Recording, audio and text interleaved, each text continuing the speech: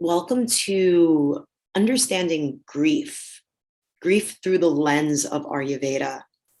So, if you are not familiar with Ayurveda, or if you are just hearing this word for the first time, I would definitely encourage you to check out my Intro to Ayurveda video, or if you're getting this in a little packet as a gift, there should be also an Ayurveda portion, a whole website, a whole site that is specific to Ayurveda, and just an intro to it, a brief overview of what it is. But in short, it's the sister science of yoga, right? It's meant to be practiced with yoga. Yoga is meant to be practiced with Ayurveda, and Ayurveda really is the study of how to live in balance in this world, in this universe, in this planet, and in all the elements that we're in. And when we experience grief, it's a very human emotion, right? It's something that us as human beings all need to deal with. We're all going to deal with it. We probably have dealt with it on some level before.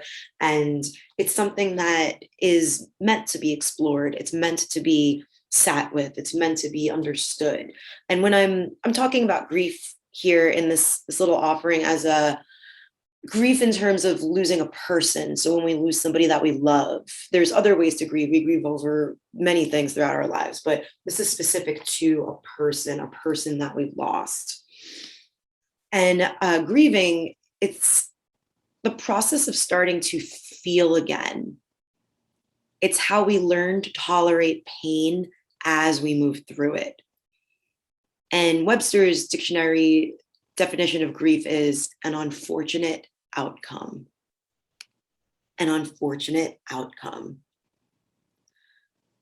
And when we are grieving, or when somebody that is close to us is grieving, there's a few symptoms that'll show up. These are just some of them. There's definitely more than this list, but it'll be exhaustion, aches and pains, depression, anxiety, appetite changes, sleep issues and sleep changes, seclusion as well, seclusion.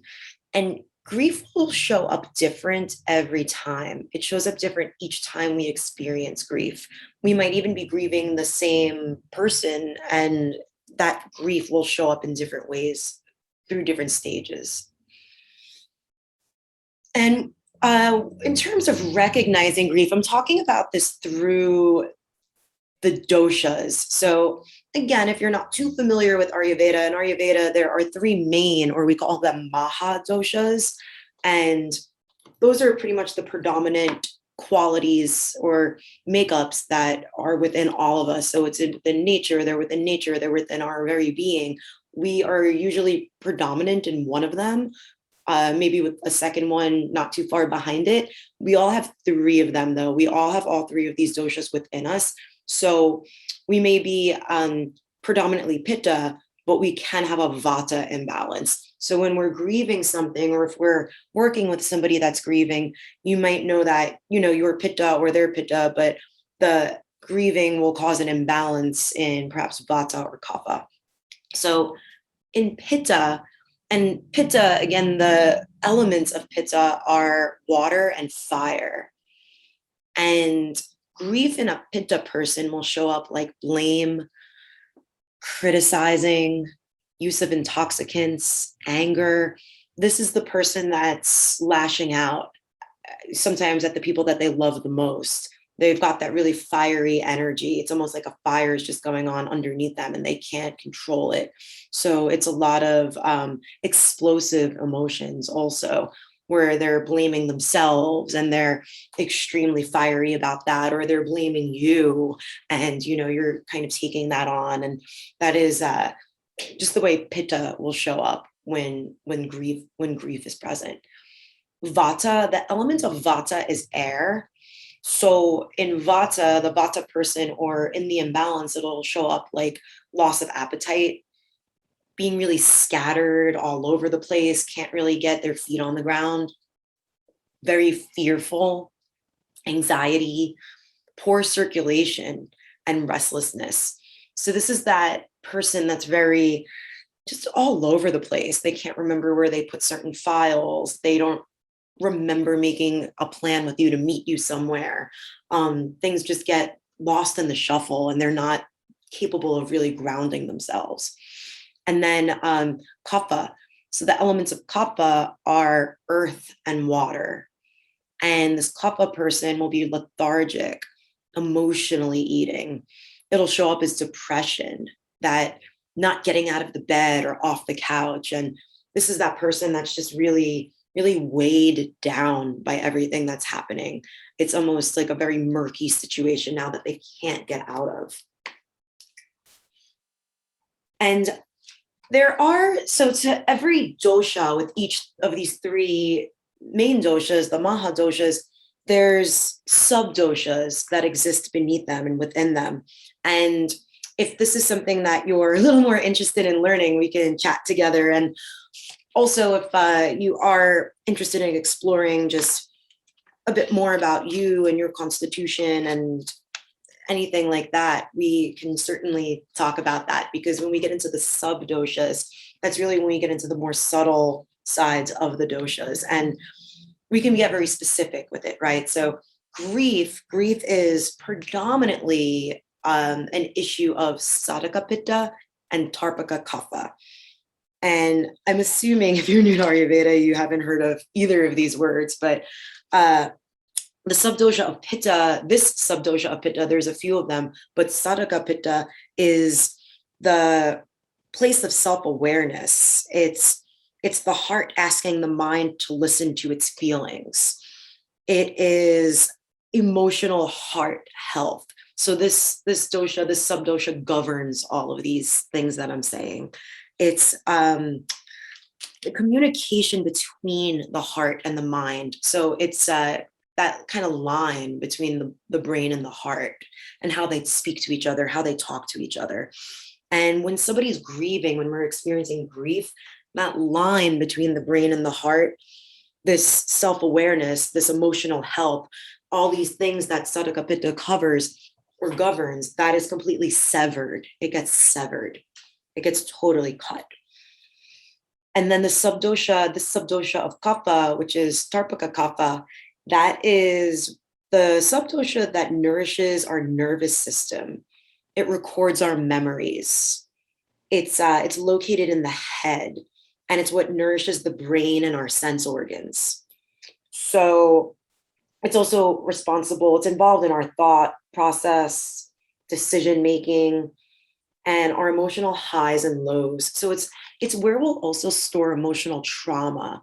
So when there's an imbalance in Tarpaka kapha, the brain will start to just focus on negative things. It's when we might find ourselves just reliving what it was that caused us grief, or being in that cycle of that specific thing. And we're living in that emotional trauma, we're living in that state. And when we talk about Ayurveda, we also will, and yoga as well, will often touch on the chakra system. If you're not too familiar with the chakras, there are 7 main chakras. And the first one begins at the base of the spine. The last one is all the way up at the crown of the head. And those develop right at the first one develops right when we're in our mother's womb. And the last one develops when we're in around adolescence. And just because the chakras are developed with us as adults, that doesn't mean that they're done. That doesn't mean that they're set in any way. They come in balance and out of balance. And that's just how life is, right? That's Ayurveda teaches us that we're trying to always achieve balance, and we're trying to always make little minor corrections, maybe big corrections throughout our lives to come back to balance. Same with the chakras. The chakras are always getting thrown out of whack, and we're trying to bring them into balance. So Anahata chakra is the heart chakra. It's the chakra that's right at our heart space, and it's really controls the space, the energy space of the lungs. It is anything that we speak, really, when we're trying to express ourselves and put something into the world. Everything that we start to manifest that we've grounded through, and as that moves up through the throat, eventually out of the mouth, all of that has to pass through the heart. So also when the heart chakra is out of balance, or when it's affected by something like grief, might be really difficult to even express how it is that we're feeling, right?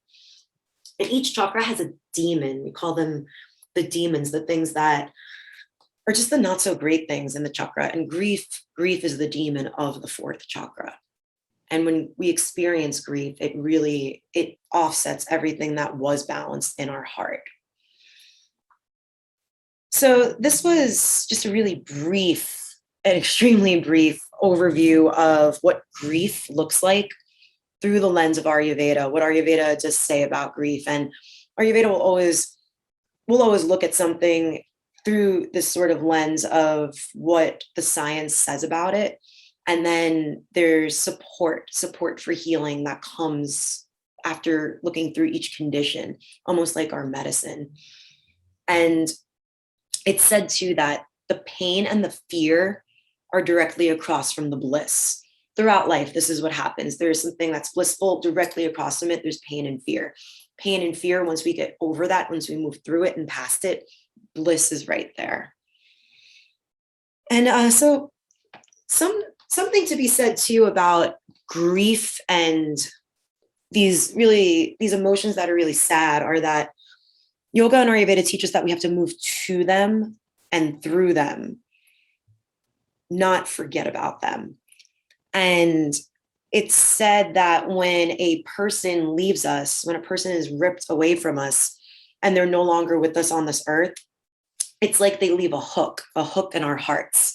They take a hook and place it in our hearts, and then they're tugging on that hook for the rest of our lives.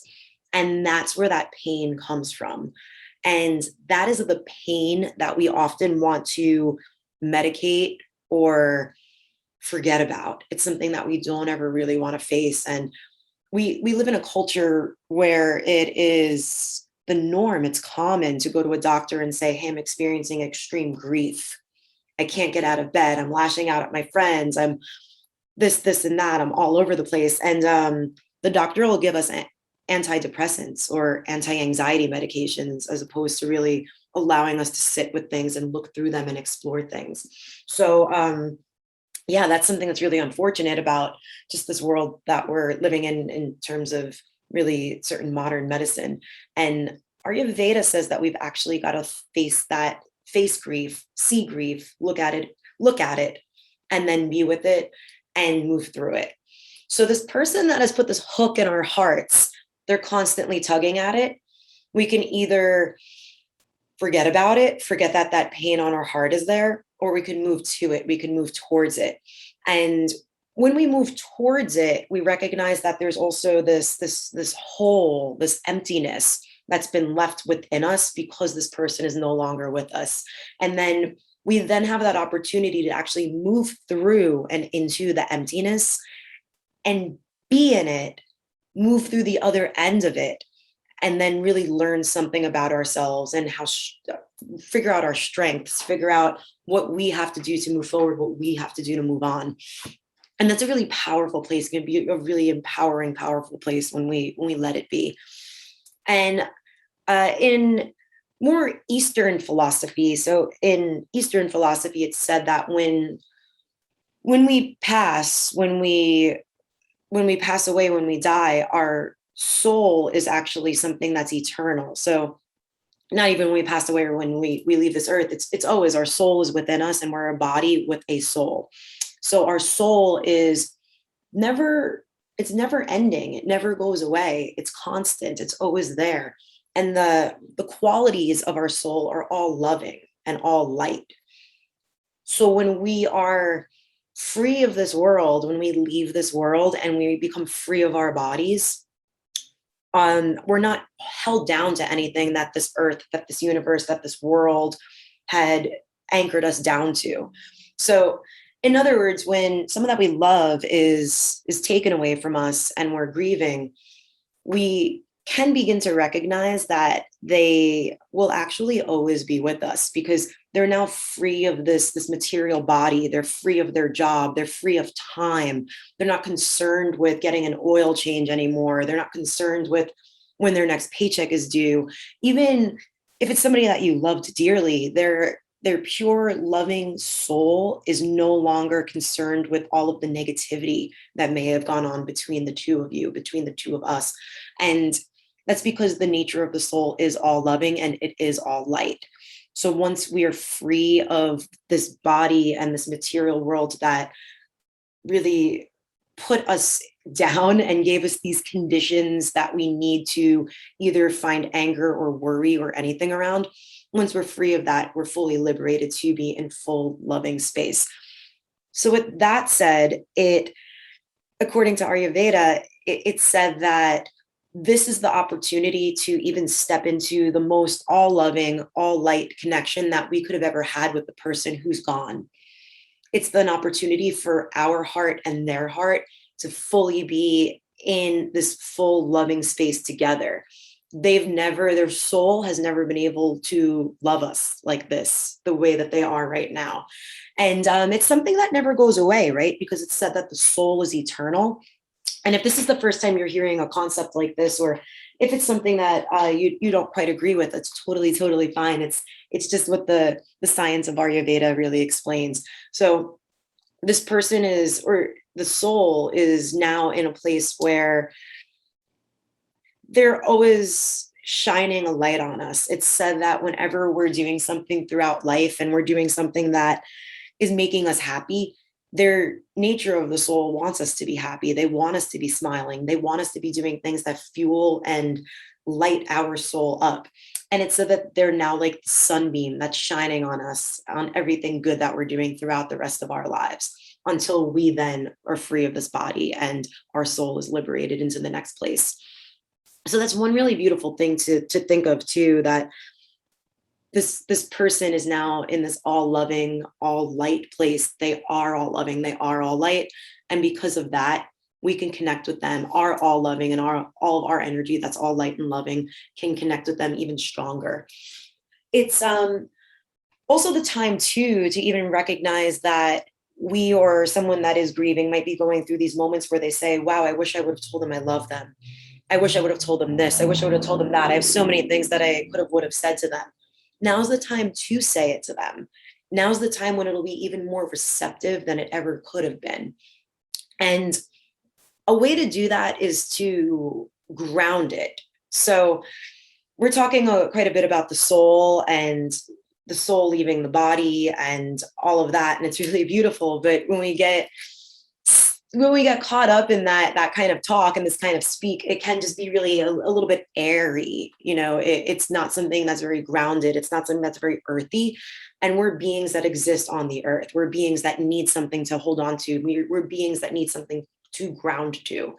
So one of the ways to handle grief is to write the person a letter. When we take a pen and paper and we actually write down everything that we needed or wanted to say, or maybe we're just writing a hello, how are you letter, I miss you. That's one of the ways that we can continue to connect with their energy forever. Also texting them, sending them a text message. When you still have the number of their old phone, sending them a text here and there, just saying, hey, I love you. I hope you're well. In some way, they're hearing that.